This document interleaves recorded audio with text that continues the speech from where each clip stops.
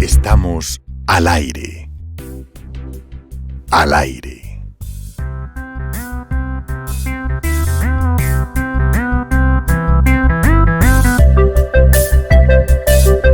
Hoy el episodio estará sustancioso. Presentaremos a Álvaro Tangarife, escritor antioqueño, y leeremos un cuento de su próximo libro. Continuaremos con una lectura de un cuento de F. Hellman, a quien entrevistamos el episodio pasado. Seguiremos con nuestra sección participativa Sonografías. Leeremos otra breve nota de nuestro cronista de barrio, Adonais Jaramillo, que nos trae otra denuncia. E introduciremos, debo decir, un poco a regañadientes, una sección sobre poesía. Leamos, pues.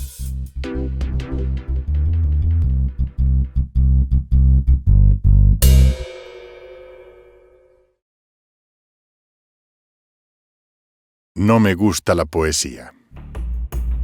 Sí, sé que suena extraño.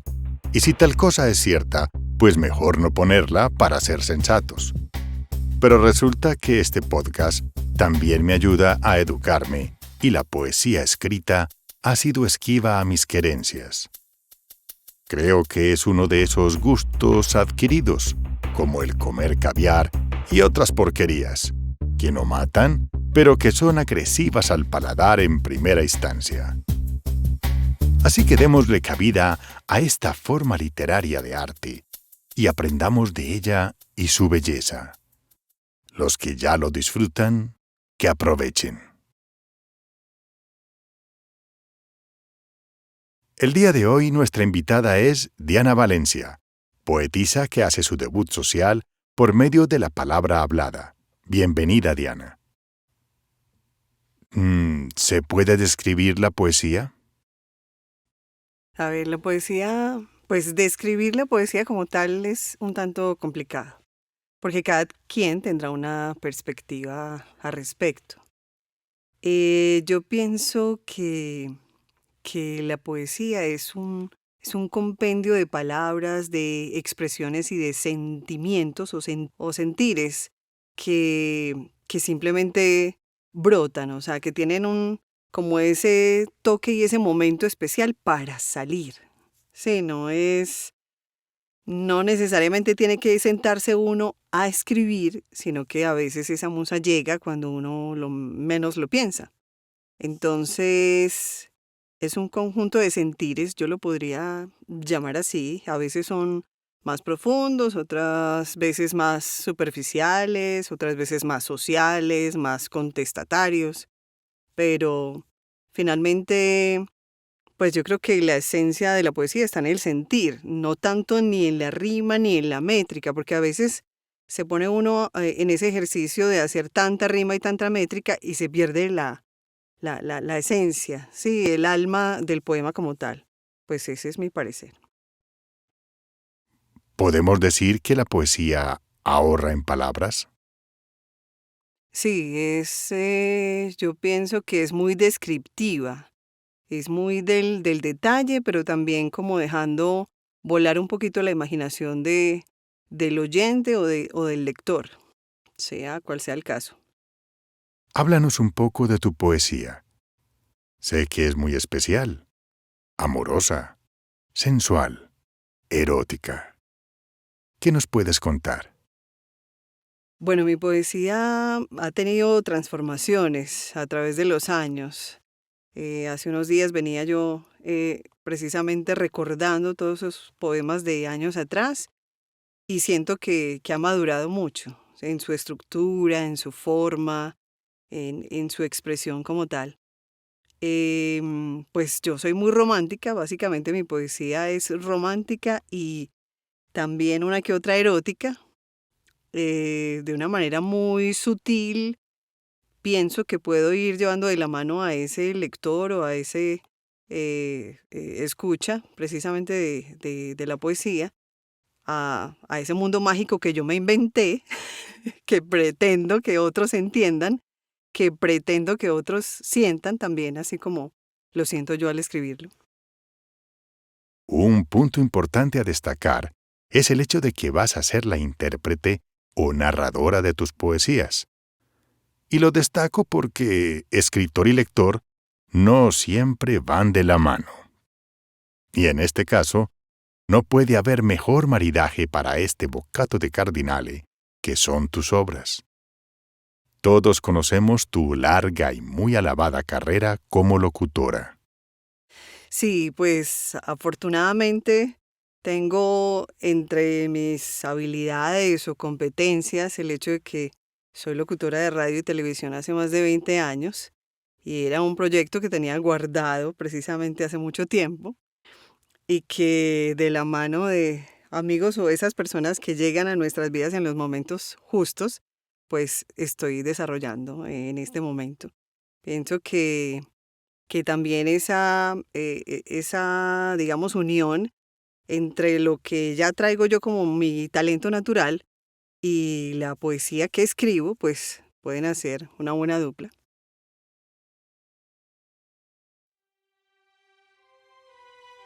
Serpiente. Lentamente me deslizo por tu cuerpo. Mi lengua, como una serpiente, te recorre. Densa, sigilosa, cautelosa, esperando el momento de allanar tus instintos.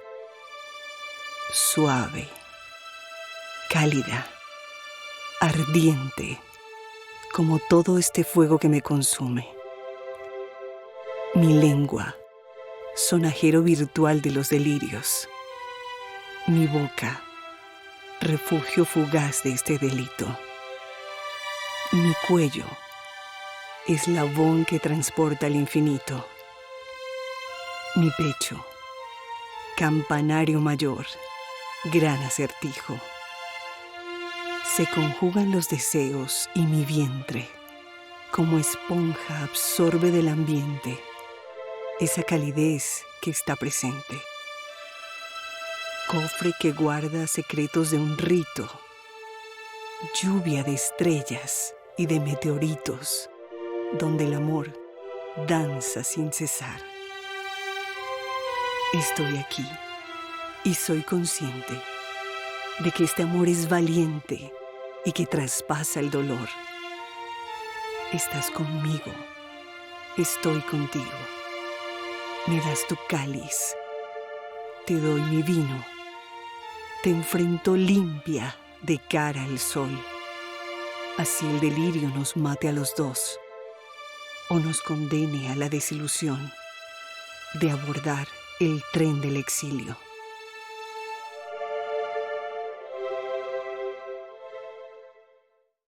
Antes de ti. Antes de ti, tanto y nada. La lluvia, la alborada. Palabras que no dicen nada.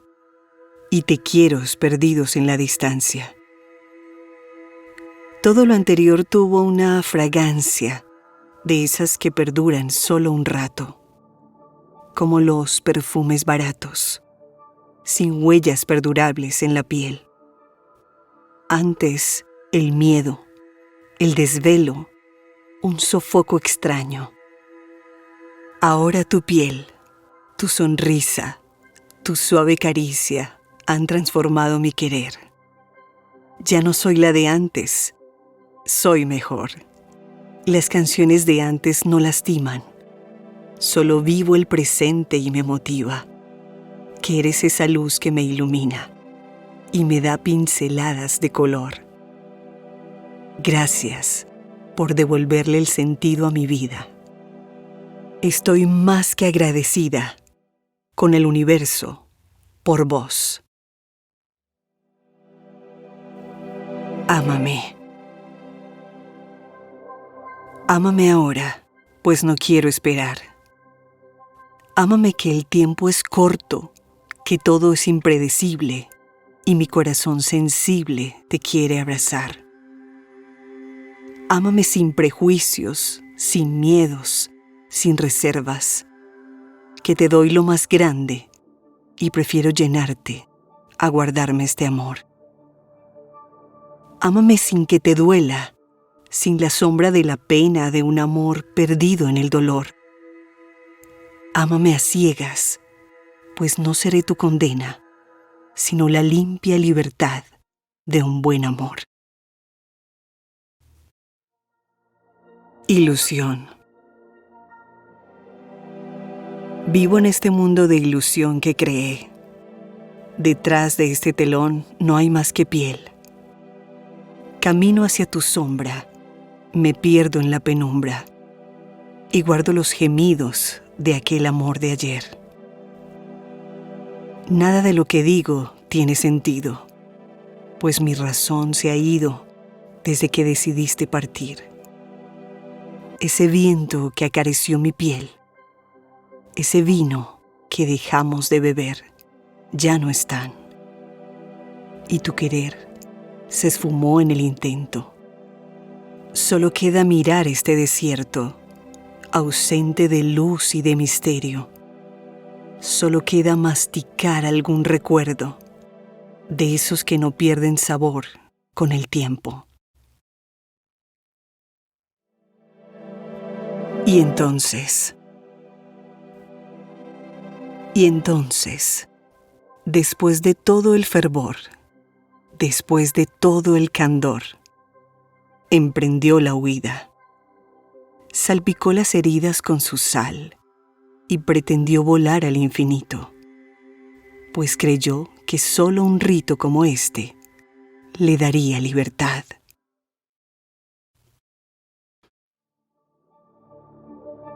Vi en tus ojos un atardecer que aún no he vivido. En tus manos, un navegar que aún no he remado. Y en ese instante tan callado de tu piel que aún no he tocado, te conviertes en anhelo, en un cielo añorado, con un toque perverso de un amor que aún no ha estado, ni en mi tiempo, ni a mi lado, pero cercano al pecado.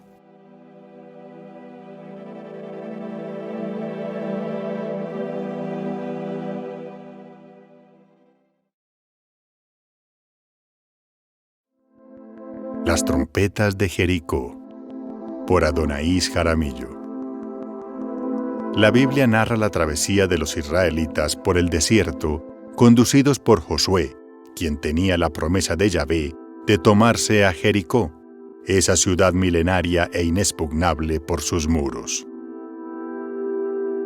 Y esa Jericó de la Biblia era tierra prometida para ese pueblo que salía de la cautividad de Egipto, castigando con esta ocupación a los que la habitaban. Castigo sin duda bien merecido por ese Dios implacable del Antiguo Testamento que distinguía entre los buenos y los malos. La señal eran las trompetas, y los que comandaban su derribamiento sabían que una vez se hincharan sus voces en la boca del cuerno, caerían las murallas. Y así sucedió. En la Jericó nuestra, la del suroeste, las trompetas de la multinacional minera amenazan con derribar otros muros. Se repite la historia como la narrada en La Oculta, la novela de Abad Faciolince que hace visible el desarraigo por otras violencias de un sitio amado, Locus Amoenus, con su carga de abandonos y extrañamiento. Esas trompetas mineras que se anuncian para la Jericó cercana representan una señal de alerta. Mandadas por un Dios poderoso, encarnado en el poder minero de la multinacional, no necesita ensalmos como en la historia bíblica, pues saben sus gestores que con su maquinaria es suficiente para pintar el paraíso, comprar voluntades y llenar bolsas. cambiarle a Jericó su vocación es hacerle violencia, pues los impactos negativos, que no se han medido de manera satisfactoria, así lo anticipan. Lo que la historia minera nos ofrece es la tierra arrasada que deja. Y Jericó no escapará una vez le revuelquen sus entrañas a ese destino. Le cambiarán su rostro con la erosión de sus costumbres y su suelo. Antes que Antioquia y Río Negro fueran nombradas ciudades, ya lo habían sido por su oro bajo la corona de España en el siglo XVI, Cáceres, Remedios y Zaragoza. ¿Qué pasó con ellas? El oro es triste, como lo mostró Luis Alfredo Sánchez en su documental sobre barbacoas en el litoral pacífico. No sabemos si los habitantes de nuestra Jericó resistirán las trompetas del poderoso Dios que las asedia o preferirán ser castigados por no sumarse al paraíso que les prometen.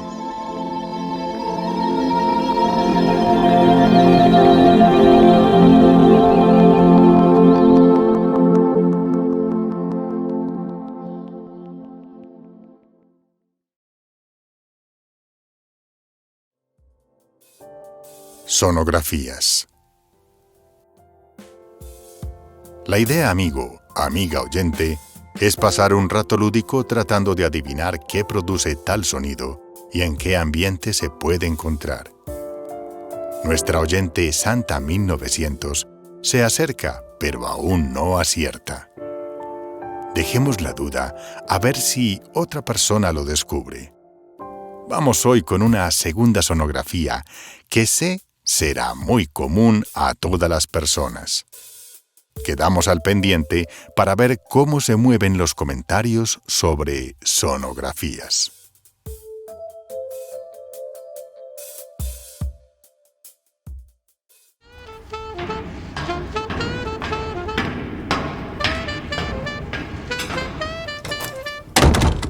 Sonografía número 2.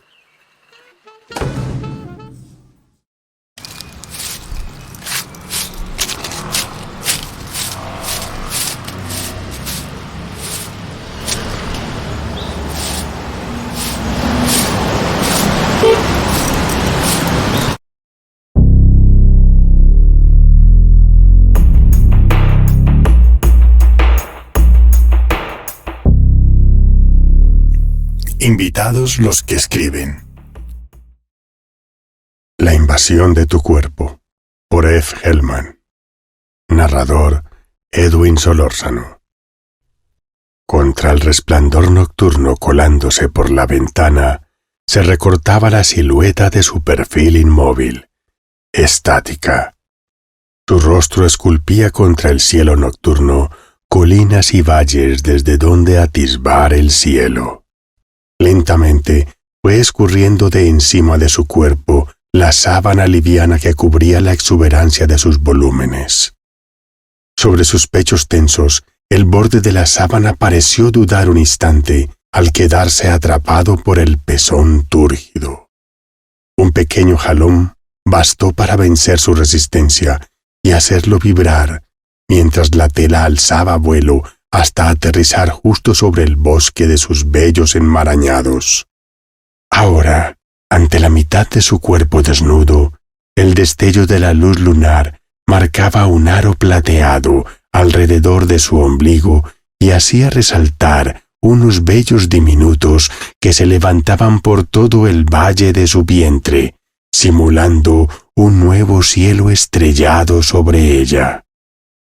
Prefirió retardar el instante de su desnudez completa y la contempló así, descubierta a medias, sintiendo envidia de la sábana que aún estaba en contacto con su mayor deseo. El torso que sobresalía más allá del tejido le hacía recordar una escultura de mármol perfecto, obra de algún artista infortunado, quien, sometido a la censura de los ortodoxos, hubiera debido renunciar a esculpir la parte más adorada de ese cuerpo sin equivocaciones. Temblaba, De pie junto al lecho, su mano tenía toda la facilidad de recorrer esa piel uniforme, envoltura dulce de volumen de mujer perfecta según la veía. Fue suave hasta que la yema de sus dedos comenzó el ascenso de los senos, pues una vez sobre ellos pensó en el poder que tenía de saberse con acceso sin límites a ella, y sucumbió a su ansia y los apretó como si esperara sacar de ellos frescura suficiente para calmar la sed que tuviera hasta el fin de su vida.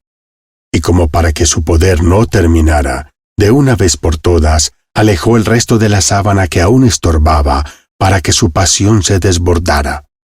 Había llegado al límite del preámbulo, tenía demasiada sensualidad delante de sí y había esperado demasiado. Sobre su torso tenía puesta la camiseta con el escudo del puerto. Se deshizo de ella sin dificultad.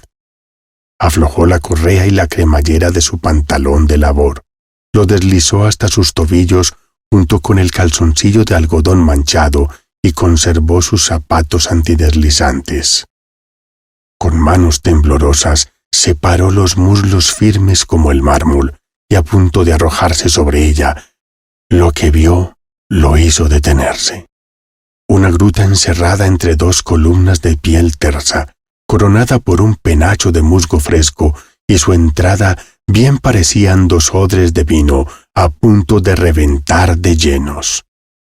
No recordaba haber visto mujer más voluminosa, ni muslos tan hábilmente torneados. La luz lateral de la ventana aumentaba los volúmenes y de repente se sintió pequeño ante la majestad que emanaba de ella.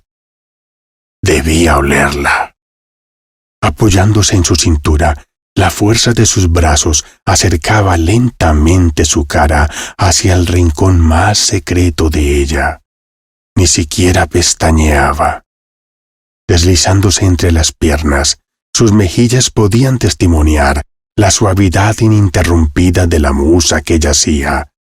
Segundo a segundo, su objetivo se acercaba y se sentía poseído por la caverna que estaba a punto de tragárselo. Se detuvo solo a unos centímetros de la entrada y pudo enviciarse del olor hipnotizante. El aroma le recordó los bultos de café sin tostar que almacenaba en el puerto. Lo conocía. Era rastro inconfundible de una menstruación oída hace más de 2 días. ¿Cuánta vida se había chorreado desde esa caverna?, pensaba. Navegó en ella, bebió de ella. Su lengua fue el primer invitado de su cuerpo.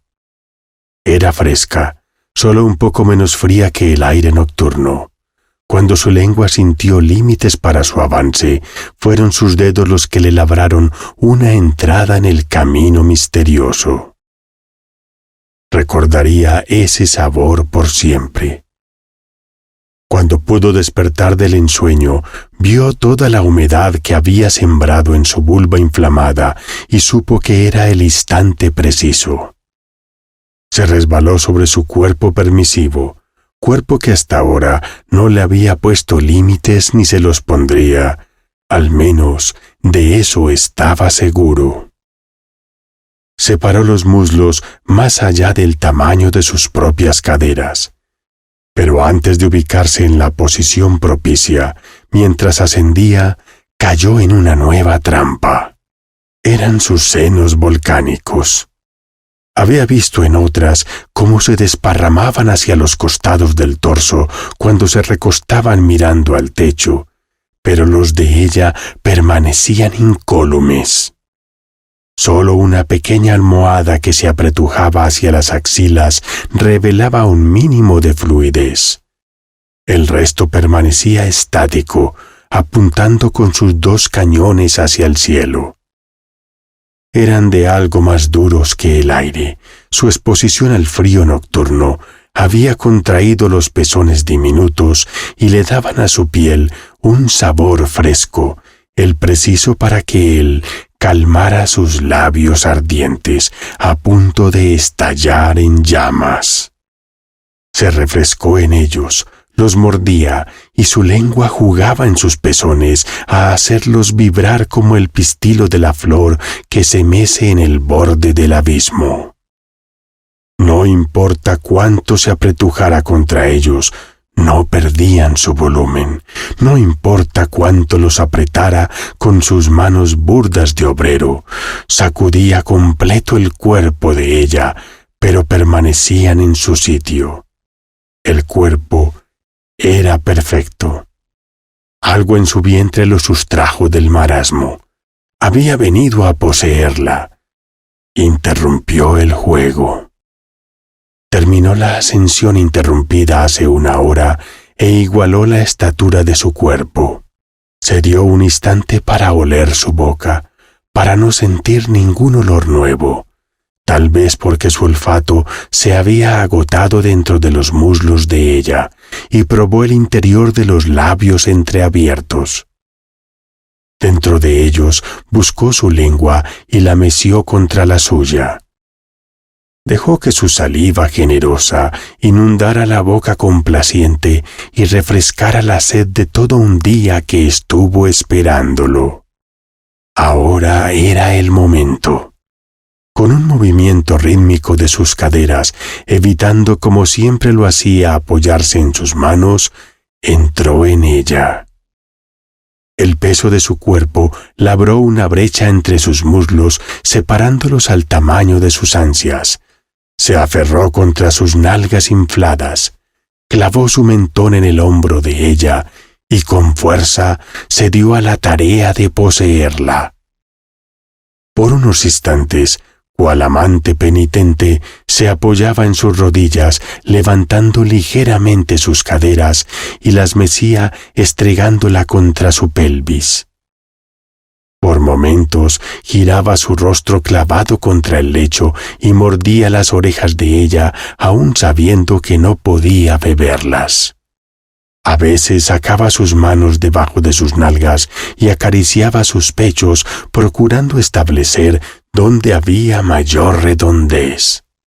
Cuando quiso ser su guardián, se apoyó en un brazo y con el otro la levantó por el cuello y la apoyó contra su pecho, procurando que entendiera cuánto quería protegerla. Luego se pegó contra su oreja y le preguntó que cuántas veces quería que la poseyera. Y la escuchó decir que por siempre. Y le preguntó de nuevo que si era lo que quería, y la escuchó decir que era lo único que quería. Eso fue suficiente. La respuesta resonó dentro de su cabeza y activó una alarma en su vientre y derramó dentro de ella todo el torrente contenido y quedó exhausto. Reposó sobre su pecho, pero sin sacarle aún su órgano de posesión. Estaba a punto de ser dominado por el sueño cuando oyó pasos. Tan extasiado como al comienzo, abrió los ojos y buscó el origen del sonido. Por el corredor reconoció el resplandor de una linterna rebotando contra los azulejos. Salió del marasmo, abandonó su cuerpo, se incorporó y se alegró de su preocupación de nunca quitarse los zapatos. Con destreza subió su pantalón de labor junto con su calzoncillo de algodón manchado y en unos segundos se ajustó la camiseta con el escudo del puerto. Dio una última mirada al cuerpo, de nuevo lo cubrió con la sábana hasta la cabeza y se encaminó hacia la ventana. Con ayuda de sus zapatos antideslizantes, trepó hasta el sillar y saltó hacia el exterior. El vigilante del anfiteatro entró y dio una desganada mirada sobre los cuerpos. Con su linterna hizo un recorrido de rigor durante unos segundos y se alejó dejándolos en sus lechos de cemento. Afuera, el necrófilo se alejaba con calma, victorioso, como se sentía siempre después de sus exitosas incursiones, pensando en el cadáver de ensueño que hoy había poseído, recordando las palabras que ella le dijo solo en su mente, y pensando con júbilo cómo el semen que dejó en su cuerpo fueron los primeros gusanos que invadieron su cuerpo.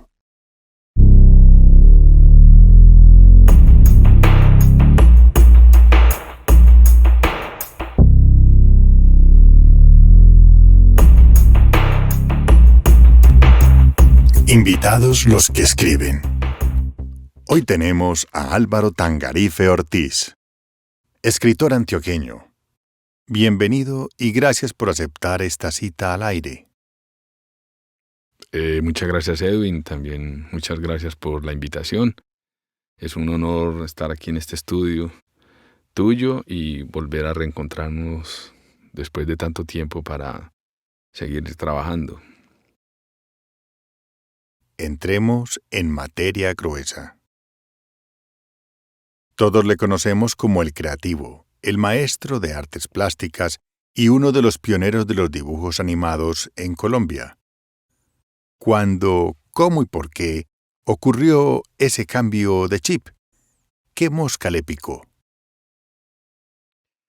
Edwin, mira, la misma vida lo va encauzando a uno por diferentes sitios, inclusive sin uno a veces darse cuenta.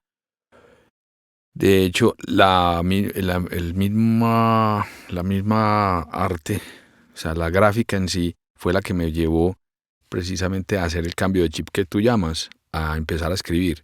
Y fue alguna vez que estuve haciendo un trabajo precisamente de artes plásticas, en la cual yo tomaba objetos del cotidianos, hilos, cogía botones, papeles rasgados, y de acuerdo al sentido los pegaba de un papel y le empezaba a escribir filosóficamente algo del sentido de ese objeto.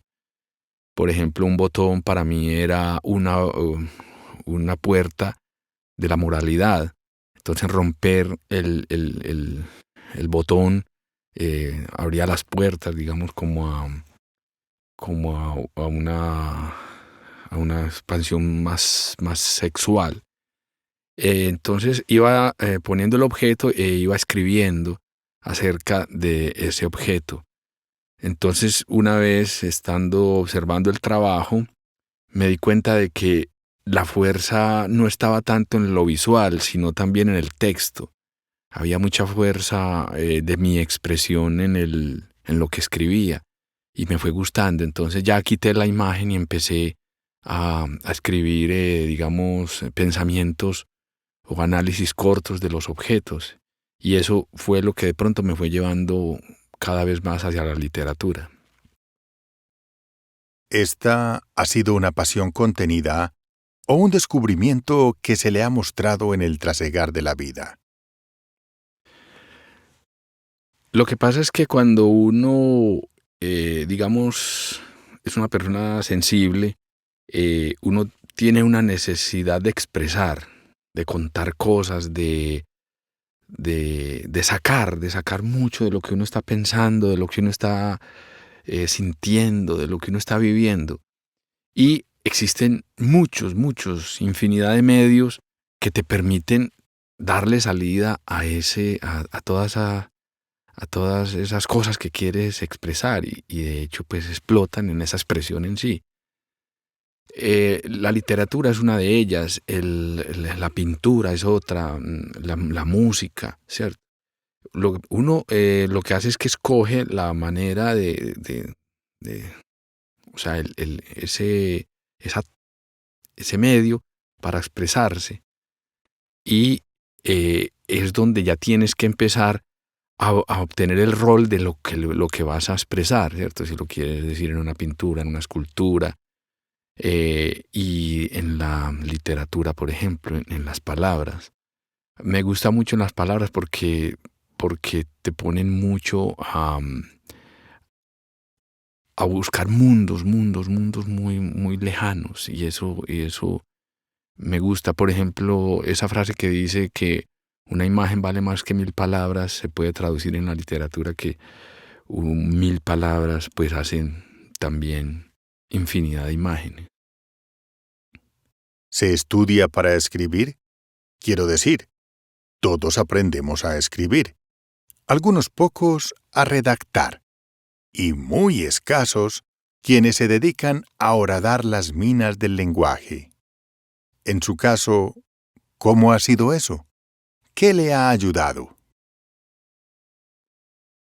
La mejor manera de aprender a escribir es leyendo mucho, leyendo mucho. Hay una frase que dice que uno debe leer 3 veces de lo que escribe.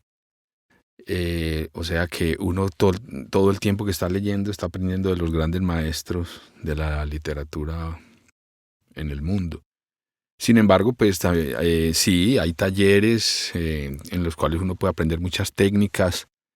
Aquí en Medellín también se puede uno reunir con muchos compañeros, hay tertulias en las cuales uno está aprendiendo todo el tiempo pues técnicas o le están recomendando a uno autores. Que todo eso pues va siendo la escuela misma de la enseñanza literaria. Pero al final uno concluye, Edwin, que uno está solo en esto. Esa es la última frase. Uno realmente ante la literatura uno está solo porque a uno le pueden decir muchas cosas o enseñarle mucha técnica, pero finalmente vos sos el que estás frente a lo que querés expresar y frente al público al que te va a leer. El reconocimiento social es importante. No en vano somos seres gregarios. ¿Qué hay de premios o distinciones? Bueno, yo he sido muy multifacético, Edwin, en mi expresión, por eso te digo, o sea, la escritura es una de mis expresiones en las cuales en este momento me estoy enfocando y quiero enfocarme mucho tiempo.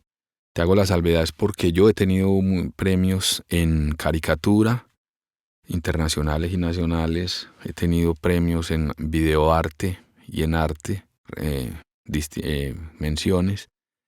Y en literatura, pues como digamos hoy es algo que apenas estoy experimentando, soy relativamente nuevo, relativamente entre comillas. Ya pues he publicado varios libros colectivos con varios compañeros de tertulias y he sido finalista en varios eventos de cuentos cortos acá en Medellín, en los cuales ha salido publicado. Me imagino los nervios ante esta nueva y, por decirlo así, ópera prima en solitario. Si mira su libro a la distancia, ¿qué ve? ¿Qué animal nos vamos a comer? Buena pregunta, Edwin. Sí, estoy, digamos, ante un trampolín. Me imagino yo como parado en un risco en el cual tengo que volar cuando me voy a enfrentar a mi libro personal. Es primera vez que voy a publicar en solitario. Y sí, Edwin, es como enfrentarse como a ese risco de volar lejos, lejano, liviano y volar o de pronto caer sobre la roca. Lo más seguro es que debo volar y enfrentarme yo mismo pues a ese gran mundo que es el público que me va a leer. Y digamos que ¿qué te vas a encontrar qué se van a encontrar esos lectores en mi libro? Pues mis experiencias, mis puntos de vista humanos. Yo soy una persona que a medida que voy viviendo, voy recogiendo pedacitos de esa vida y los voy traduciendo en cuentos jocosos y alegres, o algunos tristes también, pero sobre todo muy sensibles a lo que ocurre todo el tiempo. Muchas veces yo me pregunto cómo hay gente que deja pasar la vida sin sensibilizarse hacia cosas tan sencillas como un poste mojado o cualquier cosa. O sea, yo digo que cualquier objeto, cualquier situación, cualquier palabra que nos encontramos en el mundo es una puerta para crear un cuento, para expresar algo. Entonces, yo soy como un caminante que va por esta vida recogiendo objetos, recogiendo anécdotas, recogiendo vivencias, y simplemente se las expongo a mi lector. Eso es lo que se va a encontrar mi lector.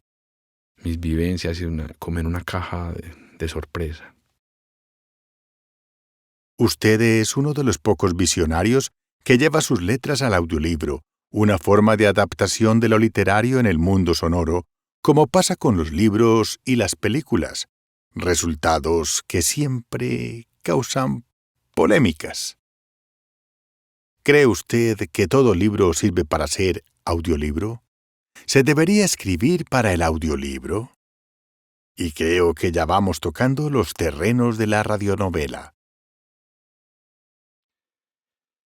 Mira, Edwin, hay una de las cosas que yo nunca olvido cuando estoy haciendo este tipo de trabajos, y es que uno debe ir siempre a lo primario del asunto. ¿A qué voy con esto? Que la literatura empezó con cuentos contados alrededor del fuego.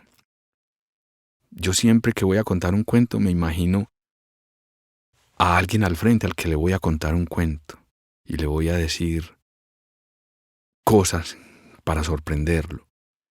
Eso no lo podemos olvidar cuando estamos escribiendo. Lo que pasa es que ya después llegó la literatura en sí, llegó la escritura en el ser humano, y empezaron a haber técnicas y empezaron a haber grandes autores, y entonces se nos fue olvidando esa parte primaria del cuento, que es sentarse alrededor del fuego a contar y a sorprender a la gente. Eso se nos ha olvidado mucho, y se nos olvida precisamente porque estamos mirando autores y gente que ha pasado por la historia con una erudición tan grande que los hemos hasta vuelto ídolos. Pero hay que volver a lo primario.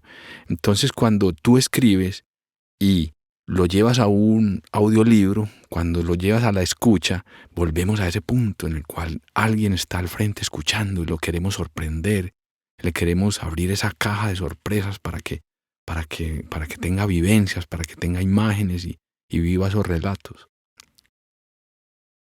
Para terminar, ¿cuál es el detonante que lo lanza a la aventura de escribir? ¿Qué lo nutre, siendo nuestro país tan variopinto en circunstancias y culturas? A mí me lanza precisamente, como te dije ahorita, el deseo de expresar. Eso para mí es muy, muy, muy, muy especial. Yo tengo una necesidad diaria de querer decir, de querer decir lo que estoy sintiendo. Y más cuando empiezo a tener imaginación sobre las cosas que voy viviendo. Entonces, de hecho, aprovecho mucho esa temática tan inmensa, ese círculo cromático, ese abanico de circunstancias, de temas que tenemos precisamente en Colombia. Una vez, Edwin, estaba yo en el estadio de fútbol, y venía una ambulancia, o sea, estaba inclusive atiborrado el estadio de gente, estábamos en la parte de afuera, y venía una ambulancia, y obviamente la gente pues abriéndose paso porque la ambulancia, había habido un herido, y yo escuchaba la ambulancia que resonaba pues por toda la atmósfera del estadio, y yo miraba, y cuando voy a mirar, venía un ciclista pegado de la ambulancia. Es decir, él estaba aprovechando la velocidad de la ambulancia para tener una sensación propia, y era feliz ahí, gritaba y permiso. Entonces yo decía, pero, o sea, ¿cuántas personas habíamos ahí en el estadio? Yo decía, si a cada quien le preguntáramos si se sensibilizara hacia esa imagen, cada quien haría un cuento muy especial. Pero no, a nosotros en Colombia nos están pasando cosas todo el tiempo, salidas de la realidad, y nadie ni siquiera se atreve a escribirlas. Si usted le pregunta a la mayoría de gente que vio esa escena, pues se reiría, y alguno que otro se acordará todavía de que había un ciclista pegado de una ambulancia. Eso no se da sino en este país. Sin embargo, yo lo tengo ahí listo para un cuento, esa imagen. Entonces, mira que eso es esa necesidad de agarrar tanta riqueza temática que tenemos en Colombia y expresarla, es lo que me lleva a mí a escribir.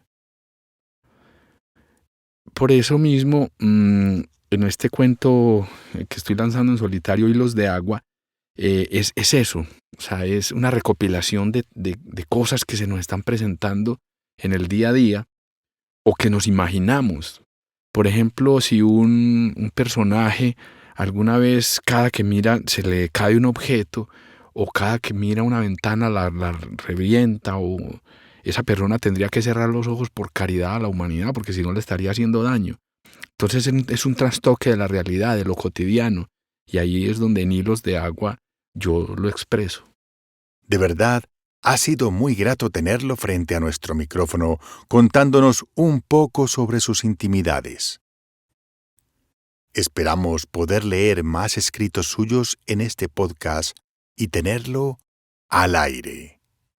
No, Edwin, muchas gracias por la invitación. De verdad que para mí es un honor pues que antes me hayas elegido para hacer estos audiolibros con el lanzamiento de mi libro Hilos de Agua, que espero pues sea un éxito tanto en lo literario como en lo auditivo. Y la invitación es para que la gente pues digamos lo lea.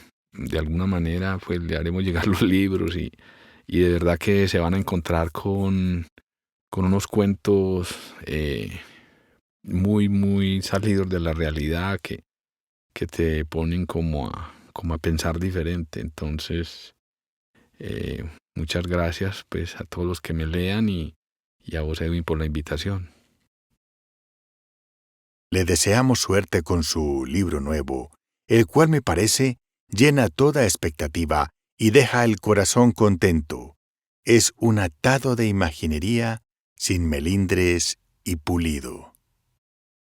Hilos de Agua, de Álvaro Tangarife Ortiz. Yo estaba pillando toda esa película desde mi cambuche, detrás de una columna, y oía a ese pobre man llorando, rezándole a la Virgen, rogándole a esos manes que no lo mataran, hasta que llega uno de ellos, un gordito, y le dice: «¿Qué va, maricón, hijo de puta?» Y tan. Ese man cayó ahí mismo, y entonces lo arrastraron hasta el talud del río y lo empujaron y se fueron. El contrasueño, Carlos Sánchez Ocampo. La caída de un cuerpo interrumpió el rumor de la quebrada. El reflejo de la luna agonizaba en la humedad de las piedras mientras el agua recorría una aglomeración de casas y arrastraba el cuerpo con fuerza. Los hilos que alguna vez le dieron vida por los teatros del mundo continuaban amarrados a sus extremidades y volaban verticales por encima de la superficie.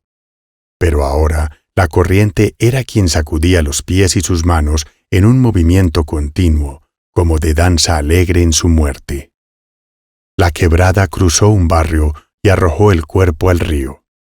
Dos niños que jugaban cerca de la orilla se sintieron atraídos por los hilos y los persiguieron. Cuando ya se alejaban de sus casas, lograron alcanzar uno de ellos. La fuerza del agua lo reventó y luego terminó dándole forma al esqueleto de sus cometas. El río se oscureció, alimentado por los vertederos de las fábricas. Atravesó la ciudad en línea recta, enrollando el cuerpo por el lecho enmohecido. Al llegar a un suburbio, entró a un túnel y surcó en paralelo el lugar donde alguna vez fue llamado por su nombre. Las ondas causaban muecas en el rostro, alumbrado por las fogatas de los indigentes. Uno de ellos sintió el roce de los hilos en la penumbra, tomó uno en su mano y lo cortó. Después lo enrolló para envolver una de las pacas de papel que vendía en las plazas de mercado. Al salir por un desagüe continuaba río abajo. La sonrisa en sus labios y los ojos tomaban la nitidez perdida en panfletos pegados a los postes y paredes de la localidad.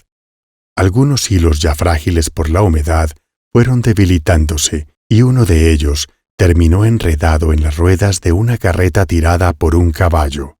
El cuerpo devolvió su recorrido por varios metros, haciéndose un pulso entre la fuerza del caballo y la resistencia del hilo hasta reventarlo.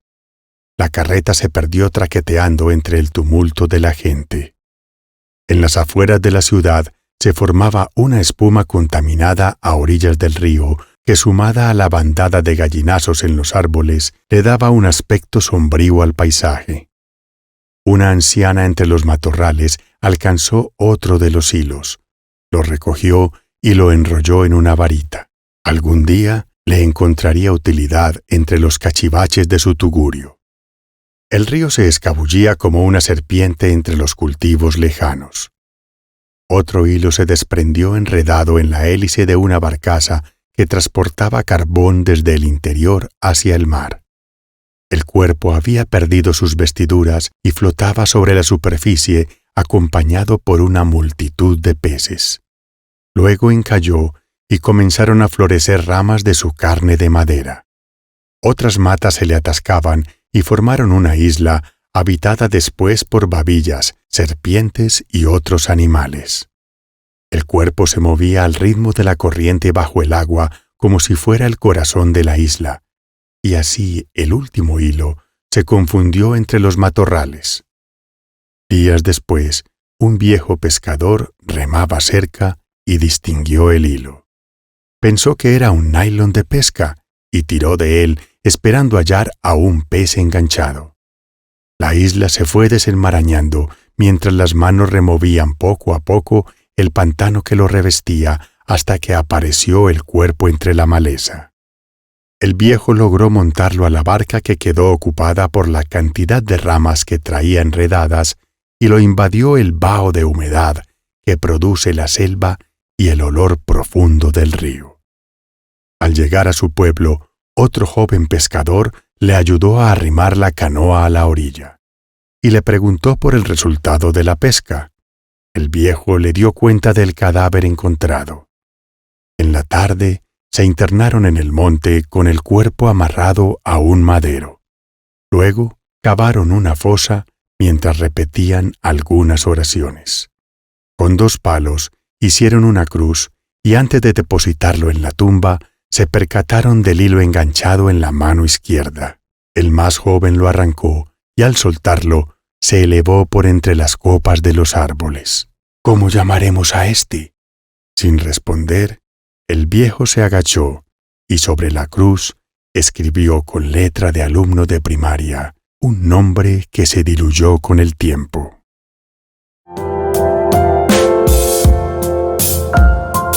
Gracias a Eliet Ventemilla, a Santa 1900 y a Anónimo, que ya 3 escuchas son un número importante. Espero sean más. Recordar darle al corazoncito y a los comentarios. Vamos, en iVoox es fácil.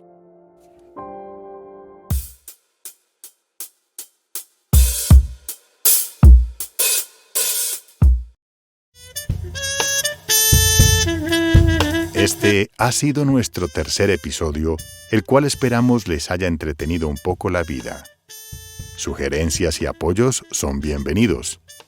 Los haters se dan por descontados, porque, amigos y amigas, somos nosotros quienes cosechamos lo que la vida nos da. Así que recojamos fresas y no veneno. Grata y fácil manera de endulzar la vida. Hasta el próximo episodio. Narración: Edwin Solórzano Pareja. Producción: Estudio de voces Alas. Volamos tu imaginación.